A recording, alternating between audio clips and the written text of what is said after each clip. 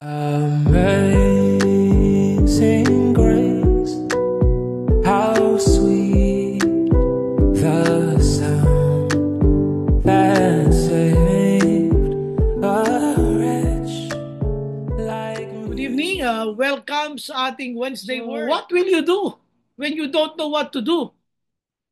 Anong gagawin mo pag hindi mo alam ang iyong gagawin? Actually, yan ang ating theme. Yan ang tema natin ngayong gabi. Ano ang gagawin mo pag hindi mo alam ang gagawin mo? Ayun. So what will you do when you don't know what to do? Kagabi, to good news na to, good news. Kagabi ay gagaling ko sa office, nagpahinga muna ako. Tapos habang ako yung nagpapahinga, ay siguro nakaidlip ako ng mga isang oras. Pagkakaidlip ko na yan ng isang oras sa aking sarili, eh okay na yon. Baga okay na yung ako'y nakaidlip ng isang oras. Pero hindi pa talaga ako masaya doon. Sapagkat gusto ko ng mas mahaba pa sana idlip. Kaya lang, nung binuksan ko yung yung aking cellphone, nabasa ko yung chat ni Pastor EJ Sibalios, yung sa New Kairos. Ang sabi niya, Pastor, ah, bukas ng bukas, ang tinutukoy niya ngayon, ang sabi niya ay ipapadala ko na yung unang buwan, yung September, unang buwan ng upa ng church na buo. Would you imagine, kung hindi nyo narinig ang testimony natin ng linggo, ang New Kairos ay ministry partner na natin at pagkatapos ay bilang ministry partner, ang plano talaga nila ay putulin na yung kanilang ginagawang pag-support na 12,000. Eh nung pumunta sila nung nakaraan, may sinabi si Lord. Ang sabi ni Lord, huwag niyong puputulin ang support niyo na 12,000 sa JCIWC. Kung hindi, ang gagawin nyo, kayo na ang magbabayad ng upa ng JCIWC. O hindi wala silang nagawa. Gusto nilang putulin. Sabi ni Lord, hindi. Kayo na ang magbabayad. So, madalit salita po, kanina nagpadala na siya ng bayad po sa buwan ng September. So, ayaw-ayaw pa sila kay Lord. Nagplano sila na ang gusto nila ay wag na, ayaw na natin. Ang sabi ni Lord, hindi. Kayo magbabayad ng upa ng JCIWC. At tinupad, kanina nga nagpadala sila. Ngayon, ano pa yung gusto kong sabihin sa inyo bilang pauna nitong ating pag-uusap? Ang isa pang gusto kong sabihin, yung mga panahon na yan ng mga pag-iyak natin lahat, malungkot tayo na minsan wala tayong uh, fellowship sa face-to-face, lahat tayo malungkot, we really don't know what to do. Nakita nyo naman na kaliwat kanan ang messages ni Ate Mina at ng ating finance na kailangan namin ng tulong ninyo lahat kasi hindi namin to kaya. Ang kami-kami lang. At dumating sa point na hindi na talaga natin alam ang gagawin, walang ginawa kundi yumuko na lang, umiyak sa Panginoon. At Lord, kung hindi kayo magpo-provide, mapapangatluhan, Panginoon, yung linggo na wala kaming face-to-face. Ang pangatlong linggo na yun ay yung ay dumating sila Pastor EJ. Pero alam nyo, hindi pumayag si Lord. Nung nakita ni Lord, walang-wala na tayong magagawa, siya na talaga ang kumilos. Ngayon, kaya ko itong binabanggit kasi kung kayo ang pupwesto sa kalagayan nating mga leader, hindi ko tinataas ang ating mga deacons, kasi kasama rin naman kayong nag-iisip, kasama kayong nananalangin, kasama kayong lahat ng mga nagpo-contribute. Kumbaga lahat ng contribution, lahat ng kaya nating ibigay, lahat ng kaya nating i-support, ginagawa naman natin sa church. Kaya lang talaga, hindi sumasapat. Katulad ngayon, nagbayad tayo, hindi ibig sabihin ng magbabayad tayo ng upa, tapos na. Malaki pa yung ating mga bayarin kasi ito yung sasabi ko nag-overlap. Hindi porke nagbigay sila, pababayaan na natin yung ating gawing pagtulong sa church. The more na lalo natin tulungan upang makaahon tayo sa ilan nating mga nahiram, mga taong nahiraman natin. So, kailangan nating isoli ito sa kanila. Ngayon, ano ang kinalaman nitong sinasabi ko sa message ngayong gabi? Kasi, alam niyo ba, yung panahon na uh, si Philip o si Felipe, kinausap siya ni Lord. Felipe, saan tayo kukuha ng pagkain sa libu-libong taong ito? Yung mga sumusunod kay Kristo. Nasa ilang na lugar sila eh. Tapos, ang sabi ni Felipe, Lord, kahit yung tigkakaunting tinapay, hindi kakasya dyan. Kung ipambibili mo kahit isang buong taong sweldo, pambili mo ng tinapay, kahit tigkakapiraso, hindi sila makakakain. So, Philip doesn't know what to do. At because God knows that Philip doesn't know what to do, God already knew in his mind what to do. Ngayon, tanong nito, anong ginagawa mo pag hindi mo alam ang gagawin mo?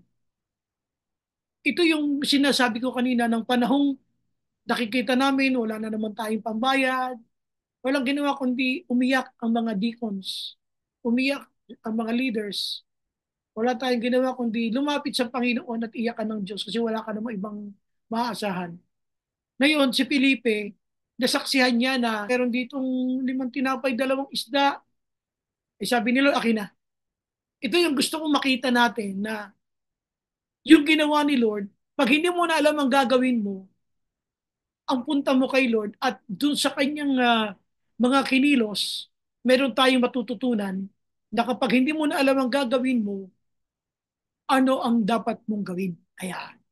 So, kung meron kayong Biblia, samahan ninyo ako, pupunta tayo sa aklat ng Juan Kapitulo 6. When Jesus looked up and saw a great crowd coming toward him, he said to Philip, where shall we buy bread for these people to eat?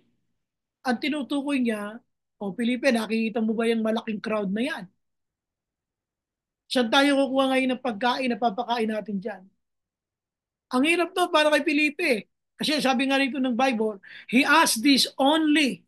May dahilan si Lord. Tinanong niya to kay Felipe only, sabi niya, to test him for he already had in mind what he was going to do. Yan. Hindi niya sinabi ito ng ganun lang. May dahilan siya sapagkat alam ni Lord kung anong kanyang gagawin.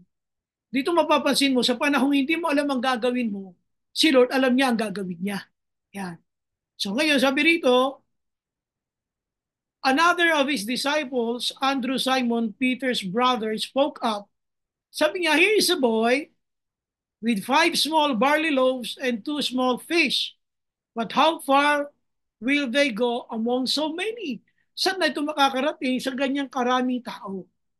So dito gusto kong pansinin ninyo na dalawa na yung nagsosolve ng problem. Hindi na lang si Felipe, itong si Andrew. Sabi niya, ni Andrew, ay sa dami ng taong yan na libo na sumusunod. E paano tayo makakagawa ng paraan dyan? Meron ditong isang bata na may 5 tinapay, 2 isda. At sabi ni Lord, sige, akin na, dalhin niyo sa akin. Pag binasa niyo yan, ang mababasa niyo, yung sinabi ni Lord na, bring them here to me. Hindi lang yung basta bring them here to me. Ang ginawa dyan ni Jesus, kinuha niya ito, itinaas, at pagkatapos ay nanalangin sa Diyos. At nagpasalamat muna, tapos nanalangin sa Diyos. At yun na nga, pagkatapos ng gabi yon, sinabi niya sa mga alagad, sige, bigyan niyo sila. At nung sila ay binigyan, napakain nila yung 5,000 katao na ang sabi ng description ng Bible ay mga lalaki lamang yun. Hindi pa kasama ang mga bata at hindi pa kasama yung mga kababaihan. Kasi pagdating sa bilangan, sa kultura ng mga Hudyo, hindi kasama sa bilangan ang mga babae. Wala silang count. Grabe no? Sapagkat ang kinakount lang ay mga kalalakihan. Ngayon, nasolve ang problema, nakakain silang lahat. Yung malaking problemang humarap kay Felipe ay nasolve at si Lord din ang nagsolve.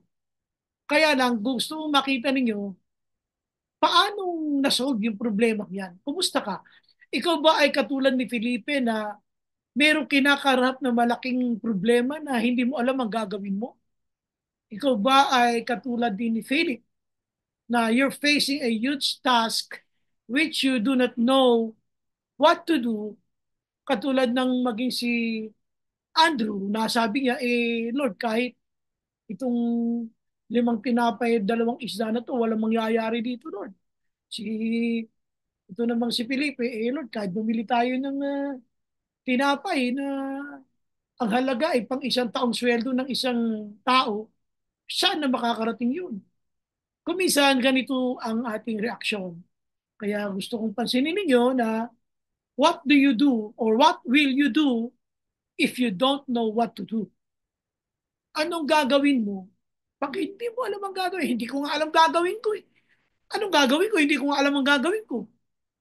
So, titingnan natin yung nangyari sa senaryo na to at kung paano si Jesus ang nagbigay ng nagpakita ng problema, ay si Lord din ang nag-ayos ng problema. At ngayon, titingnan natin paano inayos ni Lord ang isang malaking problema. Katulad mo, may kaharap ka rin malaking problema. Iniisip mo ba paano maaayos yan? Obserbahan natin ang ginawa ni Jesus. Are you also facing a huge problem, a big task na sa tingin mo hindi maaayos? So number one, ang senaryo, tandaan nyo, tinest. Tinest, ibig sabihin sinubok ng Diyos si kapatid natin na Felipe. At ang sabi sa kanya, Philip, saan tayo kukuha ng pagkain ng mga taong yan? Libu-libong tao na papalapit sa akin. Tayo nasa ilang na lugar, saan tayo kukuha ng ipapakain? Sa ibang salin, alam nyo, sa ibang bahagi ng gospel, kung tawagin natin ay synoptics, meron pang mga tanungan pa doon, hindi lang ganun ang tanungan nila. May mga tanong pa doon kay Jesus na, Lord, Lord, pauwiin mo na lang sila, Lord. Baka sila ay hindi makauwi ng maas, malalayo pa uwian nila. Sabi niya, baka magkandahihilo pa yan. So hindi, sabi ni Lord, kayo magpapakain sa kanila. Ganun yung mga usapan sa iba't ibang gospel, no? Iba't ibang bahagi ng first book of the New Testament. Ngayon gusto kong tingnan nyo rito, nung si Andres ay nagsabi na, Lord, itong mga nandirito na pagkain kung meron man, bata lang ang may dala. Ang dala niya, 5 tinapay, 2 isda. Ang sabi ni Lord, bring them here to me. Alam niyo, napakaganda nun kasi it's a problem that God is asking you to bring the problem to Him. Unang-una, ang mapapansin nyo, kapag ka ang sitwasyon ay gipit, yan ha, kapag ang sitwasyon ay gipit, katulad nitong nakita natin, paano kaya ito? Sabi siguro sa loob-loob ni Felipe, saan kaya kukuha ng pagpapakain dito? Paano ito masosolve? Hindi niya alam paano gagawin eh. It was a huge problem. Pero alam niyo, ang tinuro ni Lord, bring them here to me. Kinuha niya yung 5 tinapay, 2 isda. Ano ang sinasabi niya? Ito sinasabi niya, paggipit ka, sa kanya ka sasandal. Yan. Paggipit ka, lapit ka. Yun yun eh. Paghirap ka, lapit ka. So yun na sinasabi niya. So, unang-una, at pinakita niya, so, wala kayong paraan, Felipe. So, sinasabi niya, ito 5 tinapay, 2 isda, hindi ito makakasunod. O, para mapakain niyang 1,000 tao na yan. 5,000 may get. E di ganito, bigay niyo sa akin. Ang unang-unang makita niyo rito, yung word na pagsandal natin sa Kanya sa panahon na kagipitan. Yung leaning, lean. Diba sabi ng Bible, lean not unto your own understanding. Lean, sumandal. Ngayon, wag kang sasandal sa sarili mong kaisipan lamang. Ang sandal mo, paggipit, lapit. Gipit, kapit. Kanino? Kay Lord. Siya yung iyong sasandalan. Kaya sabi niya dito, give, give them to me. Alam niyo kung bakit niya sinasabi yun? Ako lang ang pwede mag-ayos ng problemang yan. Tandaan niyo, sumusunod yan sa akin dahil sa akin. Sumusunod yan sa akin, hindi dahil sa inyong mga alagad. Sila nakakita ng mga himala, ng mga pagpapagaling ko. Ngayon, sila ay nagugutom at sila ay lumalapit sa akin. Ngayon, dahil sila ay lumalapit sa akin, ayusin natin pati problema nila. Ano yung problema? Sinasabi ko nga na magugutom sila. Wala silang pagkain. So sabi ni Lord, hindi nyo alam paano ayusin yan? Bring them here to me. Alam nyo, nakita nyo naman yung kwento, di ba? Na lumapit nga sila, nilapit yung 5 tinapay, 2 isda, at nung pinakain, nakakain naman sila. Ano yung point? What is the point? Pagka ang sitwasyon ay gipit, kay Lord ang lapit. Ayan o, leaning on Him. Sa akin kayo sumandal. Sa akin kayo sumandal. Paano ginawa niya? O, babasahin natin yung text. Paano pinakita rito yung sa akin kayo sumandal? Ito, sabi niya, um, sabi ni Andrew, here's a boy with 5 small barley loaves and 2 small fish. But how far will they go among so many? Saan na ito makakarating? Jesus said, have the people sit down. There was plenty of grass in that place and they sat down. About 5,000 men were there. So, ano sabi ng Bible? Verse 11, Jesus then took the loaves. Yan. Dito, sabi ni Lord, bring them here to me. Yung pagkain na sinasabi nyo na meron kayong dala, yung bata, akin na. So, alam nila, yung tinapay kulang. Pero dahil ito'y nasa kamay na ng Panginoon, there's something beautiful that will happen. There's something, a miracle that is going to happen. Paano mangyayari yon? Kapag ikaw ay nakasandal sa Kanya. Alam nyo, maraming beses nang napatunayan ng ating church na pag tayo ay walang-wala na talaga at sa Diyos tayo kumakapit, ang Panginoon ay nagpapakita ng mga himala. At alam niyo naman na nangyari sa ating church, di ba? Lord, lahat tayo umiyak, Lord, wala na naman po ba kaming face-to-face? Lord, ibang nahiraman po namin, Lord, parang may paggagamitan din siya, pero gusto naman magpahiram, kaya lang may paggagamitan din siya. So wala na tayong magawa. Wala na tayong magawa. Nung wala ka nang magawa, at tayo ay nagsumiksik sa presensya ng Diyos, nanalangin at humingi ng kanyang habag para sa kanyang iglesia. Magmula sa gitnang silangan ng Diyos ay nagpadala ng mga kapatiran. Pumunta dito, hindi upang tayo pagpalain initially, kundi upang sabihin na ang kanilang suporta ay pinuputol na. Pero anong ginawa ng Diyos? Pagdating nila sa templo ng Panginoon, kinausap sila ng Diyos. Ano ang sabi nila? Kinausap kami ni Lord, kaming apat, kaming mga core leaders. Ang plano namin na i-discontinue ang support sa inyo. Iba pala ang plano ng Diyos. Ang kayo ay lalo pang suportahan, hindi lamang 12,000, kundi 33,000.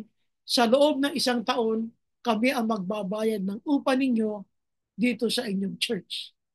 Alam nyo, every time I pray to the Lord, I really feel like crying. Ito'y malinaw na pagkilos ng Diyos. Sa mga panahong gipit na tayo, sa panahong hindi na natin alam ang gagawin. Kaya ang antim natin what will you do when you do not know what to do? Ilang beses mo na nasubukan yan sa buhay mo na at the time when you don't know what to do, God shows up. God will show up kapag nakita ni Lord na yung mga anak ko, grabe, mahal na mahal ang aking templo. Gustong-gusto talagang sumamba. gustong-gustong maglingkod sa akin, gustong-gustong magdala ng kaluluwa. Hindi pwedeng ganito sila. Dahil ang church ay ako ang nagmamay-ari, sabi ni Lord. Dahil ang iglesia ay ako ang pundasyon, ako ang ulo. Ako din ang mag-aayos ng lahat ng problema dito. Kaya dito mapapansin niyo mga kapatid. Sa panahon ng gipit, kay Lord ang kapit. At dito nakita ninyo na tayo'y sumandal sa salita ng Panginoon. Humawak tayong lahat sa salita ng Diyos. Humawak tayong lahat sa kanyang pangako. At nakakatuwa ang ginawa ng Panginoon. Dito makita ninyo, sabi ni Lord, bring them here to me. Hawak yun ni Felipe. Hawak yun ni Simon, yung salitang yun na ibigay nyo sa akin. Lord, we do not know what will you do, but we will obey your word. Your word was, bring them here to me. Sa panahon ng kipit ka at hirap ka, hawakan mo ang utos ng Diyos at sandalan mo at hawakan mo ang kanyang pangako at makakaranas ka ng himala sapagkat naroon ang kanyang pagsama. Dito yung sinasabi kong leaning, sandal sa Diyos. Ang sabi ni Lord, akin na. Ang sinasabi niya, ako bahala, akin na. Bring them here to me. Akong bahala dyan. At dito nakita naman natin, siya nga talaga ang bahala. So when you don't know what to do, lean on God. Sandal sa Diyos. Kapag may bayarin ka na tingin mo, Lord, hindi ko alam ba paano gagawin ko. Lord, ang dami kong mga iniintindi, Lord, na mga utang na nagamit ko sa pag-aaral ng anak ko, nagamit ko sa trabaho kasi kailangan para sa pamilya, Lord. Lord, anong gagawin ko? Pag hindi mo na naman gagawin mo, sandal sa Diyos. Sabi ni Lord, akin na. Kasi sinasabi nga, don't focus on this. Dito sa 5 tinapay 2 isda, mag-focus ka doon sa humihingi dyan. Akin na. Sandalan mo yung humihingi, hindi yung tinapay na hiningi. At 5 tinapay.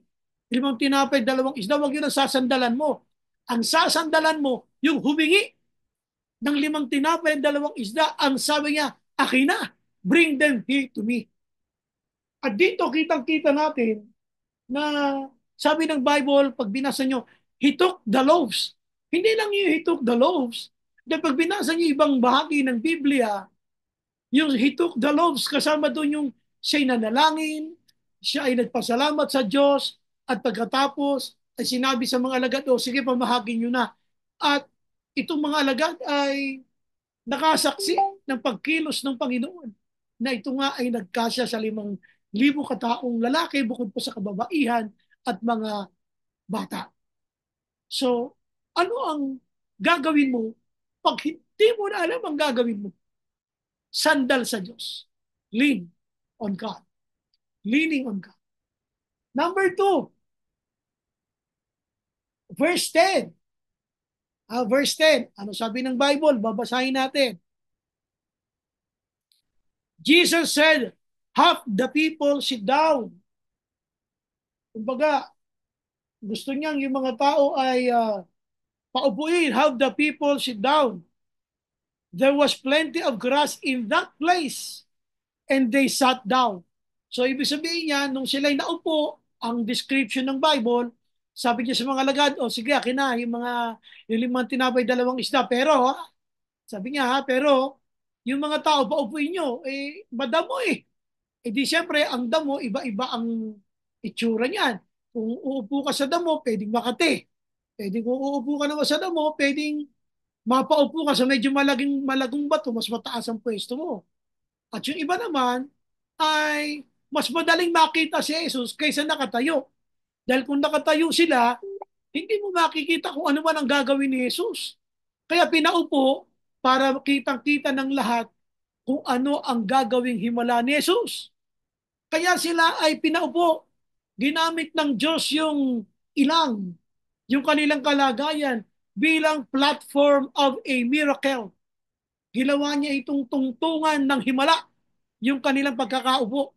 At ang sabi rito ng Bible, yun ang number 2, yung tinatawag ko na have the people sit down. Ang number 2, Sabi natin, what will you do when you don't know what to do? Una, yung leaning from God. Leaning on God. Sumandal ka kay Lord. Leaning. And number two, yung leading. Leading. Ano ba yung pangunguna ng Diyos? Ano ba ang sinasabi ng Panginoon? Sa panahong kagipitan, anong mensahe meron sa iyo ang Panginoon? Tumakbo ka? Umalis ka sa kinalalagyan mo? Lumayo ka? Diba sa atin, paggipit na ang problema, tumatakbo, nang iiwan, lumalayo, umaalis. Pero dito, stay. Stay, just sit down and see the miracle that I am going to do. Sit down. Sit down for every one of you can see me. Kasi kung lahat kayo ay mga nakatayo, mayroong makakakubli, mayroong mga hindi makakakita sa aking himalang gagawin. Kaya sit down. So lahat na yung nakaupo, eh di lahat sila ngayon nakatingala at kitang-kita nila ang gagawing himala ng Diyos natin na ang Diyos na magpapala. Kaya ang sabi ng Bible, have the people sit down. Alam nyo, pag ganitong tayo ay himala ang hinahanap, kung minsan ayaw na natin makinig sa Diyos, sa kanyang direction, gusto natin resulta agad. Ang gusto agad natin ay makita agad natin yung resultang hinahanap mo at wala na tayong oras para magseryosong makinig sa ibang direksyon ng Diyos. Ang alam mo, may 5 tinapay, 2 isda. Ang alam mo, hiningi ni Jesus yan. Okay na yun, hiningi na ni Jesus. Pero kung minsan yung iba pang directions, ayaw mo nang pakinggan. Ang ibang direction ni Lord ay nakalagay, have the people sit down. Ito yung number 2, yung leading. Paggipit, makinig ka pa rin kung ano yung susunod na instruction. Hindi, sabi ni Lord, akin na, bring them here to me. Yun ang alam mo eh. Pero yung isa pang instruction na, paupuin nyo sila, Lord naman siya magkukumpling, Lord, madamo, Lord. Lord, malago ang mga damo, mangangati sila. Lord, baka sila magalit. Pero alam nyo, sinunod ng mga alagad eh. O sige, upo tayo, upo. Yun ang gusto ng ating Panginoon. Upo tayo ha, upo. Mga kapatid, upo tayo ha. Minsan, kapag ka-inconvenient itong sabihin sa ibang tao, kung minsan, ayaw nating magsalita. Minsan ayaw nating magsalita. Paano pauupoy? Sige nga, upo daw kayo. Gutom na nga ako, paupuin mo ba ako sa madamo? Gutom na nga ako, paupuin mo ba ako sa Makati? Pero yun ang utos ni Lord. Hindi natin alam nyo, yun pala ang magiging tungtungan ng himala ng Diyos. Kaya dito, yung 5,000 katao ay nangabusog, nangagsikain sila. Sabi ng Bible, they ate and they were satisfied. Nangabusog sila, kumain sila hanggat gusto nila, at sila nga ay nangabusog at naging sapat ang kanilang kinain. At dito, kitang-kita nila kung paano yung 5 tinapay at 2 isda ay pinarami ni Lord. Kumusta ka?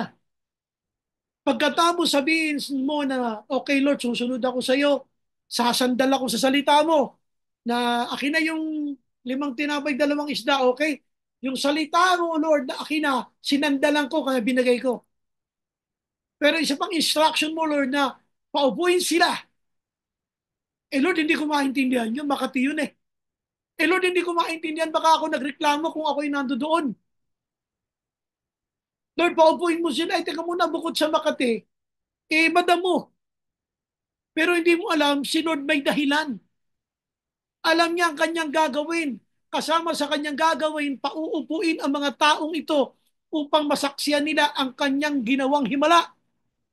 Dahil kung sunod-sunod silang mga nakatayo, may mga nasa likod na hindi makikita ang himala ni Jesus. May mga makaka-cover sa ibang mga nasa likod. Libo yun. 5,000 men aside from the women and aside from children. Pinaupo sila upang matanawan, masaksihan ang kanyang kapangyarihan kung paano ipapakita niya sa kanila ang kanyang himala. Lo and behold, the Bible is clear. Pinakain niya ang 5,000 katao at nasaksihan nyo ng marami. Maging ang mga lagad, hindi rin nila alam paano dumami yun. All they did was just they obeyed God and do what God said to them. Ipamigay nyo sila mga pagkain na yan at sila ay makakakain. Tapos pinamigay nga nila yung mga tinapay at wow, paano nila yung paliliwanag na yung 5 tinapay, 2 isda. Kahit sa 1,000, hindi magkakasya. Pero ang pinakain ng Diyos, 2,000, 3,000, 4,000, 5,000, higit pa. Kasama ang mga kababaihan, kasama ang mga kabataan.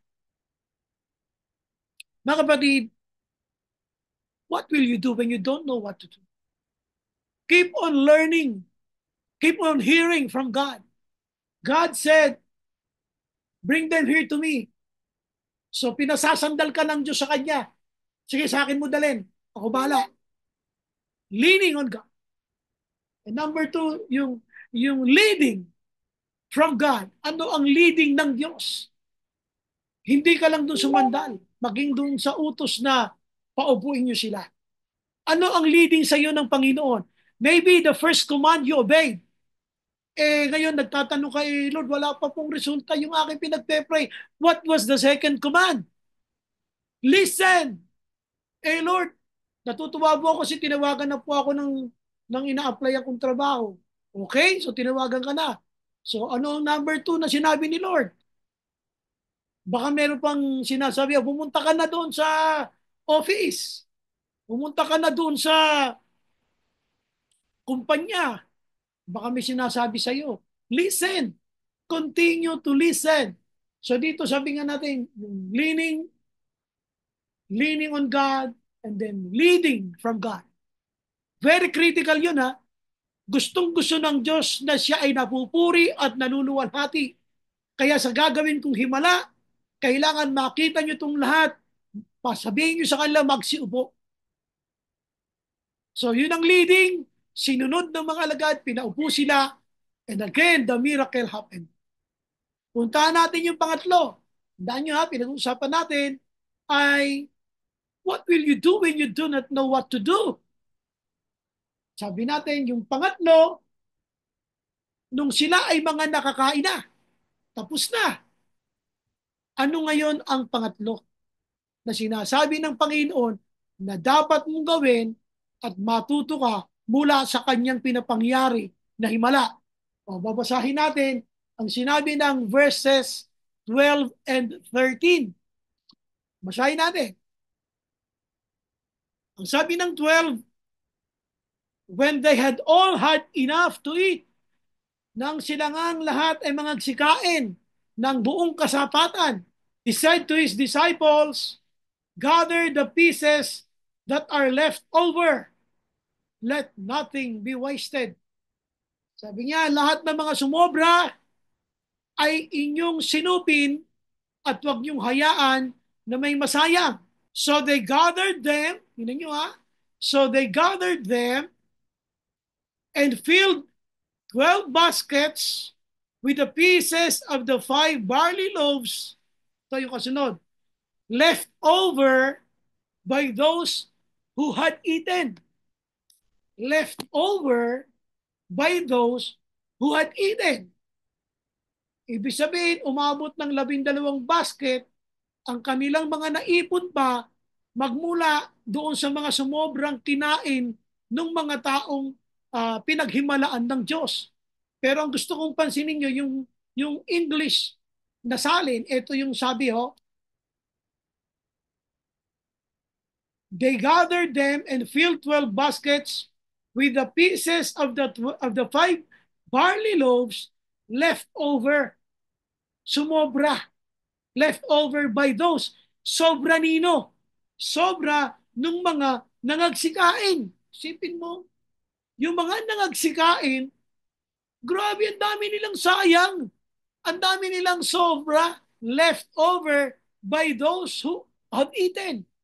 Mga sobra yun ng mga nangagsikain. Tandaan nyo ha, Itong mga nangagsikain na ang daming sobrang sinayang na ipinaipon sa mga alagad ay mga sobra yon ng mga tinapay na mga natira nung, nung mga taong ito na 5,000. Samantalang nung una, hindi ba't wala naman sila talagang pagkain?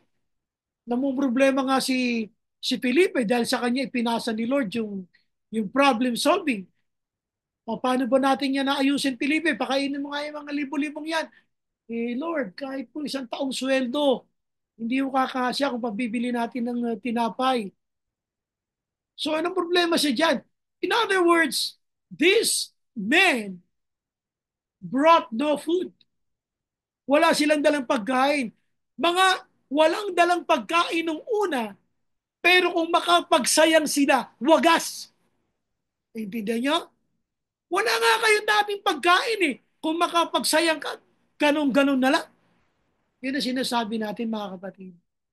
Kaya nung Sunday, doon sa preaching ko, diba, napaupo ako sa stage. Alam nyo, inaantay ko na kayong mga youth, kayong mga members, kayong mga leaders, tayong lahat na nasa JCIWC. Please, sinupin natin ang kuryente ng church. Ingatan natin ang lahat ng mga gamit sa loob ng church. Kasi dati nga tayo walang pambayad eh. Wala nga tayong pang-upa eh. Ngayon nakapasok tayo sa church, eh, bara-bara tayo sa paggamit. Huwag sasama ang loob ninyo kapag panay ang paalala ng mga deacons o yung mga ilaw. Patayin ninyo. Sinupin natin. Kasi dati tayong mga wala. Ngayong biniyayaan, pagbutihin natin, pakaingatan natin. Pati yung pribilehiyo na tayo may Sunday service na face-to-face. Ilang linggo tayo walang face-to-face, di ba? Malungkot tayo. Ngayon, pag dadating ang linggo, pahanagahan mo. Give more value on it. It's Sunday. Dapat ngayong linggo, mas marami akong maakay kasi may mga linggo nakalipas na wala kaming Sunday service. Dapat lalo mong pakasinupin, lalo mong pagbutihin ang pag-imbita paglinggo. Lalo mong ayusin ang iyong pagdalo. Kailangan lalo ka makapag-serve kay Lord. Huwag yung kung ano-ano ginagawa natin pag Sunday.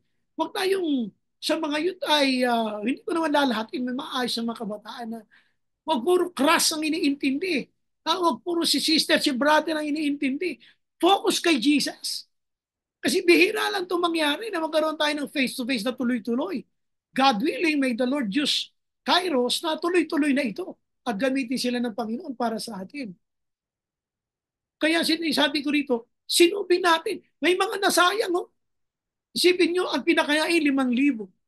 Ang nasayang, left over by those who have eaten 12 baskets. Ang ano yung pangatlo? Yung learning. Yan. So what will you do when you do not know what to do? Pag sumandal ka sa Panginoon, unang-una yan yung leaning. Sasandalan mo yung pangako ni Lord. Tapos number 2, yung leading ni Lord. Anong gagawin mo? O meron na siyang instructions. Pangatlo, ano yung learning mo? Ano yung matutunan mo rito sa ginawa ni Lord na himala?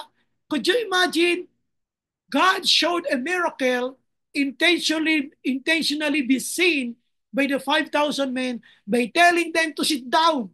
Sit down and watch me. Watch me and see what will my Father will do through me. Doon sa pagpapakita ng 5,000 na papakainin niya sa magitan ng 5 tanapay at 2 isda. Sit down.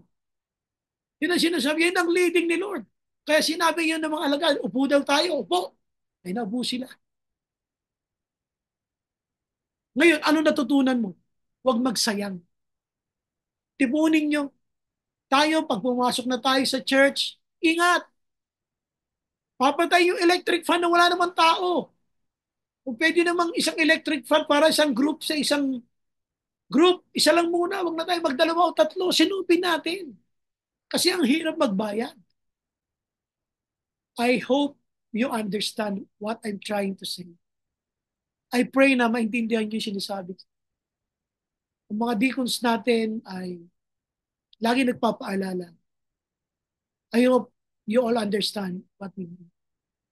Mahal na mahal tayo ni Lord. Hindi niya tayo pinabayaan na umiyak lagi na wala tayong service. God called the people from the Middle East. God asked them to go to our church to tell us that God cares for us. God commanded them to go to us and tell us na sinasabi ni Lord sa kanila, sila na ang magbabayad ng renta natin sa buong isang taon. Ganon tayo kamahal ni Lord, kaya wag nating aabusuhin. Ingatan natin lahat ng pinagkakatiwala ng Diyos. Pag sinasaway, huwag magsasama ang loob. Sikapin yung unawain. Sikapin yung intindihin. Ano sabi niyan sa mga sumobra? Gather them, all those pieces. Those na left over by those who have eaten. Grabe. Daming sayang, daming tinira. Matuto tayo doon para lalo tayong pagpalain ng Diyos. Para tayo lalong i-bless na ating Panginoon. Ano yung natutunan mo? Let's learn from it. Alam niyo kung ano natutunan natin dito? Alam niyo kung ano natutunan ko? Kung yung mga taong nasa malalayong lugar ay may malasakit sa ating church, tayo pa ba na siyang mga nasa loob ng church? Kung sinakaya nilang tumulong sa church, tayo pa ba? Hindi ba natin kayang tulungan ang ating church? Kaya natin. Kaya nga tayo tumagal ng 3 taon sa ating bagong pangalan. We supported the church. We love the church. We care for our church. Kumbaga, bago si Lord nagpadala ng tulong, ay nakita muna niyang tayo mismo ay available para tulungan ang ating church. Nang nakita ni Lord ang mga sources natin ay nagkakaubos, God talk to those people. If God can command the fish to swallow Jonah, God can command people to go to JCIWC and tell us that your God listened to your prayers. God told us through them na kinausap kami ng Diyos na kami na daw ang magbabayad ng renta ninyo for the whole year. Hallelujah. Sinong hindi iiyak doon? Sinong hindi tutunawin ng Diyos ang puso pag nakita mo kung gaano katapat ang Diyos? Kaninong puso ang magtitigas-tigasan ngayon na magsasabing hindi nagkataon lang yun? Hindi mo pwedeng utusan ng Diyos. Malibang biyayaan ka ng Diyos. Salamat sa kanyang himala. Ang prayer ko tonight ay, let's value this. Pahalagahan natin to, pakaingatan natin to, mahalin natin lalo ang templo ng Diyos, maglingkod tayo mabuti sa Panginoon, lalo tayong mag-akay ng kaluluwa sa Panginoon, ibigay natin yung best natin sa Panginoon because God cares for us. He loves us so much. Okay, punta tayo sa conclusion ng message natin tonight. Your faith may not remove the pain. Yung pananampalataya mo, pwede hindi niya maalis yung mga sakit na pinagdadaanan mo. Your faith may not remove the pain.